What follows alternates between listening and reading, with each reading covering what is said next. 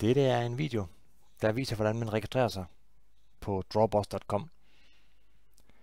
I kan gøre det fra både PC, tablets eller smartphones.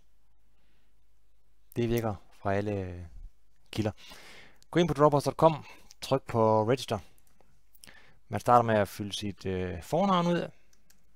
Jeg hedder Anne Andersen. En e-mailadresse.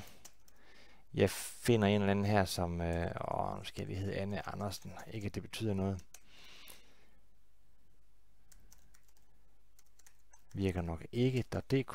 Der bliver nemlig sendt en mail fra systemet til den her e-mailadresse. Så er der ikke nogen grund til at forstyrre nogen med det.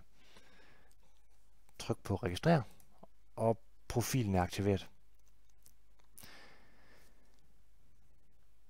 Jeg udfylder lige med mit postnummer og min by også. Og så vælger jeg lige en tidszone også. Det bliver fremadrettet brugt til turneringer i andre tidszoner, så man kan se i sin egen tidszone, hvornår turneringen i Tokyo den nu starter. Brussels, Copenhagen. Gem. Og det her det er så ligesom min forside på min account, altså på min profil. Kan man ikke finde e-mailen, kan man få den sendt igen herindefra. Men husk lige at tjekke spam folders og opdateringsfolder og hvad det nu hedder i forskellige e-mail klienter. Man kan forvise sin profil. Man kan ændre et profilbillede. Tag og gør det.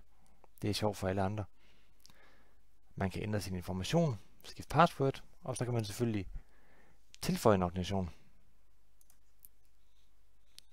Når du hører den her på dansk, er det nok fordi det er dansk eller nordisk, så eksemplet vil selvfølgelig være oplagt at tage Dansk Backgammon-forbund. Jeg er 5808.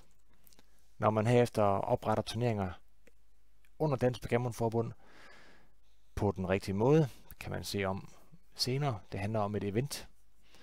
Så vil systemet trække ens DBGF-nummer med over i turneringen, og den ratingfil, der bliver genereret ud fra systemet, vil også indeholde